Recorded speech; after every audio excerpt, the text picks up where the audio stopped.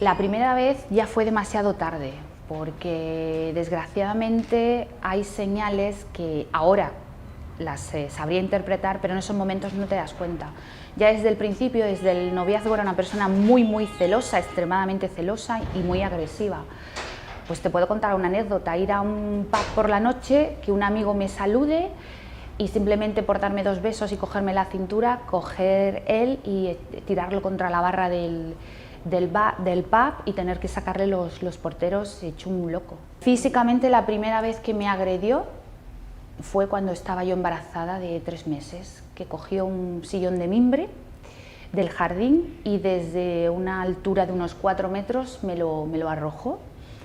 Con suerte que pues pude desviar el golpe y en lugar de darme en la cabeza me dio en el brazo derecho.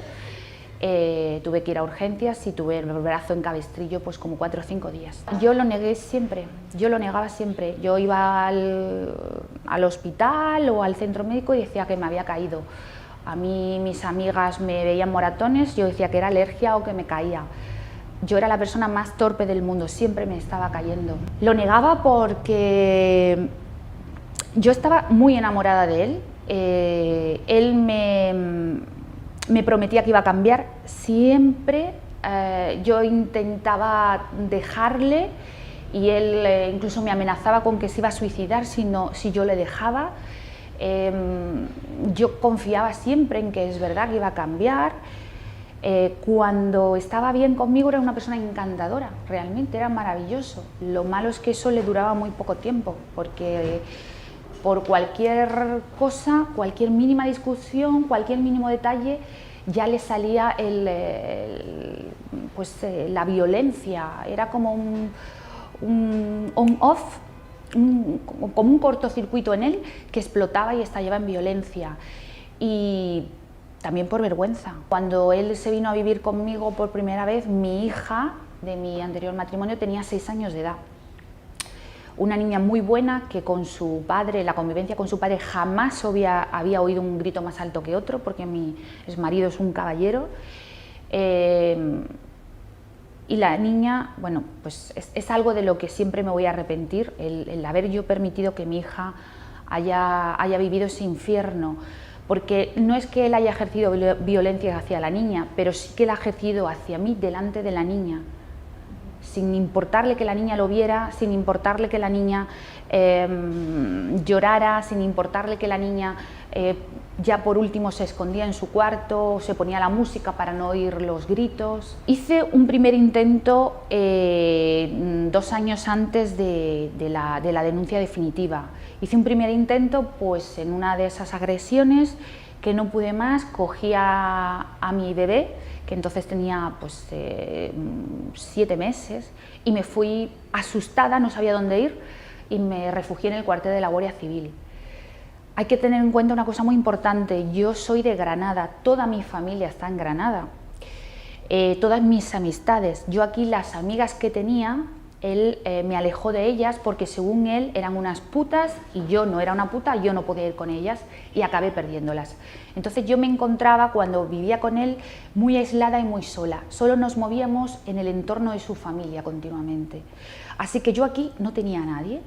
Y en esa ocasión me refugié en el cuartel de la Guardia Civil. Muy amables conmigo en todo momento. Llamaron a mis padres. Era pues un domingo a las 9 de la noche, mis padres cogieron el coche desde Granada para venir aquí desesperados y durante esas 4 horas que tardaron mis padres en llegar, la persona de la Guardia Civil, especialista en violencia de género, y tengo que volver a insistir en que me trató muy bien, me insistió en que tenía que denunciar porque yo le conté lo que me estaba pasando, pero no le di el nombre del agresor. Él me dijo que era un perfil de maltratador de libro y que no iba a cambiar, que no me dejase engañar y que tenía que denunciar. Yo me negué. Cuando llegaron mis padres, él insistió: tienes que decirle a su hija que tiene que denunciar, esto va a acabar muy mal. Y yo me negué y así fue. Ellos actúan de oficio, con lo cual actuaron de oficio, y a los 2 o 3 días me llamaron del juzgado, casualmente del mismo juzgado de violencia, lógicamente, y la misma jueza que lleva ahora el caso. Y en una entrevista con ella rápida me dijo que tenía que denunciar. Yo le dije: no voy a denunciar porque es el padre de mi hija, porque ya le he echado de mi casa, no vive conmigo, ya no me siento en tanto riesgo y me ha prometido que va a ir a un tratamiento psicológico. Y así se quedó la cosa. Nada más lejos de la verdad, porque tonta de mí, otra vez vino como siempre a pedirme perdón, llorándome, muy encantador, muy embaucador, le volví a perdonar y otra vez le volví a admitir en mi casa. ¿Y cuándo denuncié? Pues denuncié el 13 de abril de 2014, trabajaba muchísimo, llevaba toda la casa y por pedirle ayuda, pues le saltó esa tic de la violencia y se puso muy agresivo. Estábamos en la cocina, empezó a tirar objetos, la sartén contra la vitro, varias cosas, la niña llorando en brazos mía. Yo le dije que se fuera de casa, que ya esto ya era la última vez, que no podía permitir esto más. Yo estaba agotada, derrotada, no podía más, y ver a mi hija llorando. Sorprendentemente cogió, subió a la planta de arriba, creo que cogió un neceser y salió por la puerta de la casa dando un portazo enorme. Yo estaba con la niña pequeña en la cocina y oigo un estruendo, pero un estruendo increíble en el jardín, como si se hubiera caído media casa.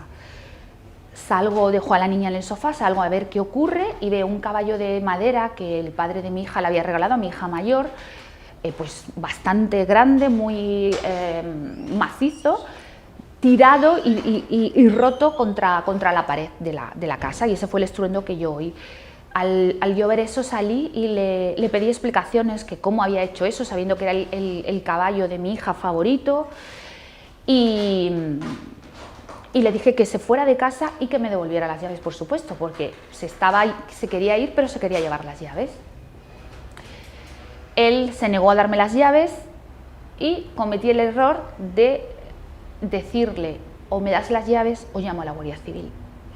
Esas palabras fueron lo que desató su enorme ira. Cogió uno de los palos de bambú que tengo en el jardín de adorno, que mide unos 2 metros y es bastante grueso. Empezó a darme golpes por todo el cuerpo, eso fue estando en el garaje. Yo corría alrededor del coche, él detrás. Cuando consiguió cogerme, me tiró al suelo y intentó estrangularme estando en el suelo, él encima mía. Ya estaba, incluso llegué a ver borroso, yo pensé, se acabó, aquí ya no, esto es mi final, y en el suelo tanteando, mira por dónde encontré el palo de bambú con el que me había pegado.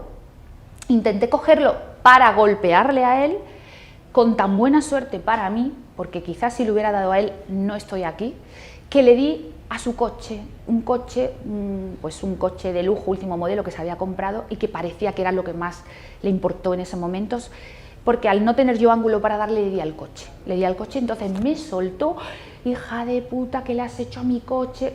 Momento en que yo, a rastras como pude, pues aproveché para salir corriendo, meterme en la casa y llamar a la Guardia Civil. Él se dio a la fuga, la Guardia Civil llega, me ve en el estado que me ve el palo de bambú, ve el caballo, ve todo mi cuerpo lleno de moratones, ve las marcas de estrangulamiento que están confirmadas en el atestado que ellos hacen, y llaman al SUMA. El SUMA viene a mi casa, me reconoce, policontusiones, marcas de estrangulamiento. Pues ten en cuenta que ya era una noche, un sábado, pues como ya esto sería la 1 de la mañana, me dicen: tienes que venir a denunciar.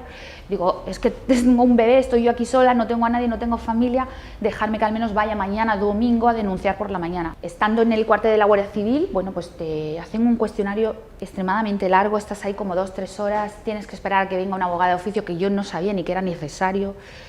Y eso sí, el juicio se fijó muy rápido, porque esto era un domingo. Al lunes me dijeron: tienes que estar mañana a tal hora en el juzgado. La abogada esta de oficio, que realmente hizo poco, porque cuando ella llegó ya estaba más o menos tramitada toda la denuncia, me dice: yo no voy a poder estar, pero te mando una compañera. Digo: vale. A todo esto hay que tener en cuenta que yo estaba en shock, o sea, yo no sabía ni que necesitaba ir con un abogado ni nada de todo esto. Y me presento en el juzgado.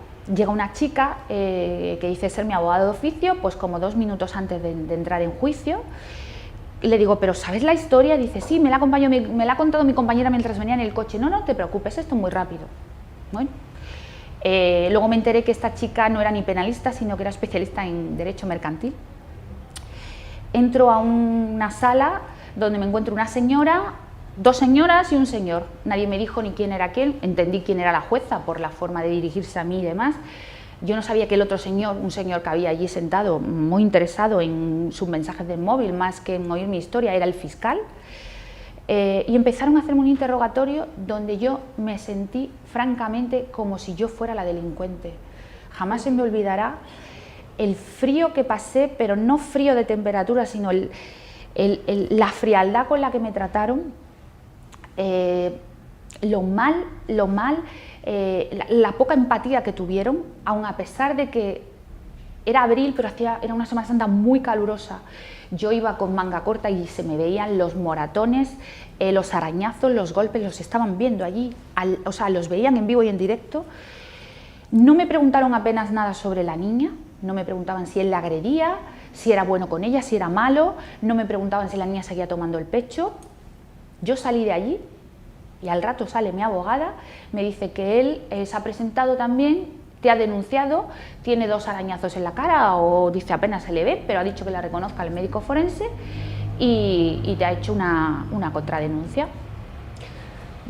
Yo no sabía lo que estaba pasando, o sea, no lo entendía. Y más aún cuando a los 10 minutos sale con un auto donde se establece como medidas cautelares una orden de alejamiento mutua a 100 metros, solo a 100 metros, que tanto él no se puede acercar a mí ni yo a él, y la obligación pues de entregar a mi hija esa misma tarde, por lo cual esa misma tarde tuve que entregarle a mi bebé a la persona que hace un día y medio casi me mata. Yo tenía el reconocimiento en ese momento que te hace la médico forense y aporté mis documentos del SUMA y el atestado de la Guardia Civil, que lo aportan ellos. ¿Y la juez reconoció que era un maltrato? No, la juez lo entendió, o quiso entenderlo, como que había sido una pelea, y me puso al mismo nivel que a mi maltratador. No tenía, yo creo, la formación o el conocimiento o las ganas, o quizás tenía, como luego he llegado yo a concluir, unos prejuicios que le impedían ver y reconocer que ahí se estaba produciendo violencia de género. Yo he pasado del maltrato en casa al maltrato judicial, sin ningún lugar a dudas. Hay que tener en cuenta que el juicio civil ha sido hace un par de meses, cosa alucinante, puesto que esto debía haber sido todo mucho más rápido, donde la sentencia a él le han condenado a una pensión irrisoria, teniendo en cuenta el alto nivel económico que él tiene, y que yo he perdido mi trabajo por culpa suya, debido a que psicológicamente estoy todavía en tratamiento, en recuperación, y a que por su celopatía tuve que dejar incluso el trabajo que yo tenía, estando con él. Y a nivel penal está en fase de instrucción y sigo esperando que su señoría tenga las ganas de pasarlo a fase de juicio, donde sé que con todas las pruebas que he aportado se va a demostrar mi verdad. Y pruebas te hablo pues de WhatsApp enviados por él, donde cumple el perfil típico de un maltratador, grabaciones hechas con mi teléfono móvil 2 años antes de la denuncia, donde él me insulta, me agrede, me amenaza, testigos, tanto los vigilantes de seguridad como de la urbanización donde vivo, es una urbanización privada, y los vigilantes de seguridad a veces han tenido que ir a mi casa a llevárselo y a sacarlo de la casa. Testigos de vecinas, el informe psicológico mío del punto de violencia de género donde estoy siendo tratada, el informe psicológico del programa Mira, donde está siendo tratada mi hija de ahora tiene 11 años, por la violencia de género que ha visto hacia su madre por culpa de este tipejo que no es su padre, afortunadamente. Y por último, y de las cosas más contundentes, el informe del equipo psicosocial del propio juzgado de violencia, es decir, de la trabajadora social y del psicólogo forense del juzgado, que tras hacernos un exhaustivo análisis, tanto a él como a mí, han concluido que no tienen duda de que he sufrido violencia de género, de que soy una persona pues, que ha pasado por una depresión, sumisa, y que él es una persona violenta, consumidor de drogas, obsesiva, que puntúa alto en violencia hacia la mujer, con rasgos de psicopatía. Y aun con todo eso, se me sigue tratando al mismo nivel, o te diría que incluso se me da menos credibilidad que a mi maltratador. Siempre es la misma jueza, se supone especialista en violencia de género, y el mismo fiscal los que me han llevado el caso.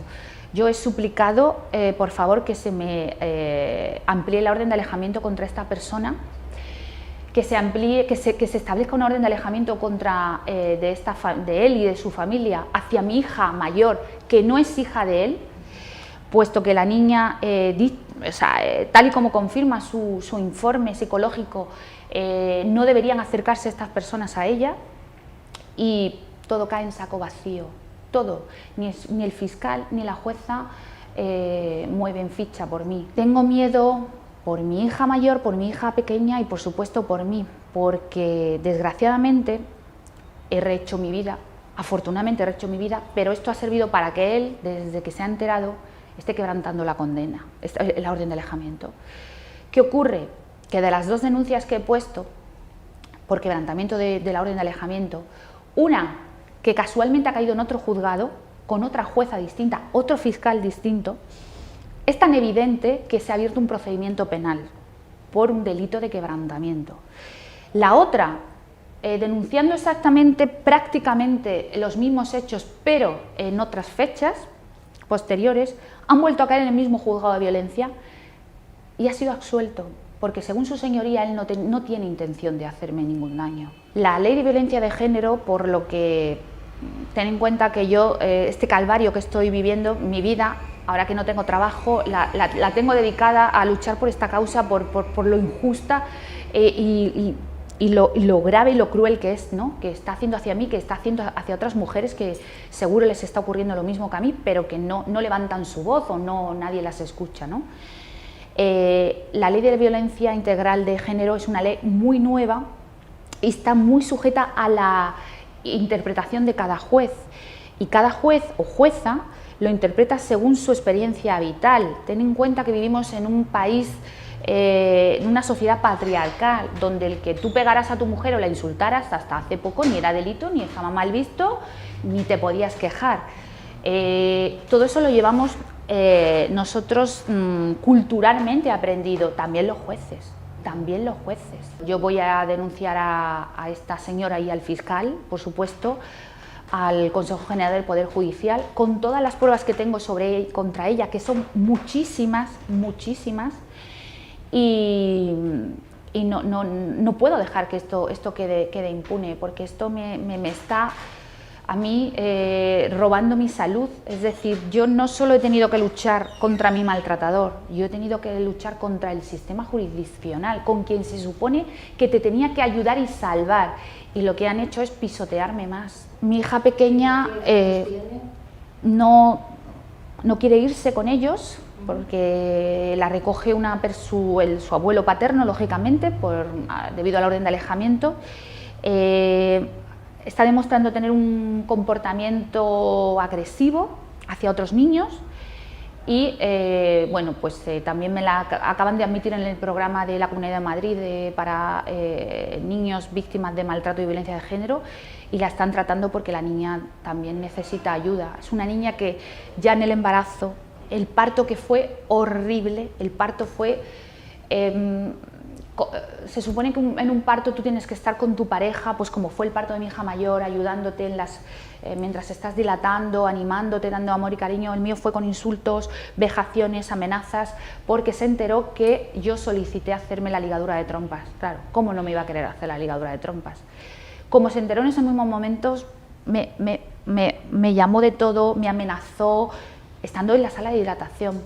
Tal fue mi terror que, aunque yo había firmado todo, cuando llegó el anestesista le supliqué que por favor no me hicieran la ligadura de trompas, y no me la hice.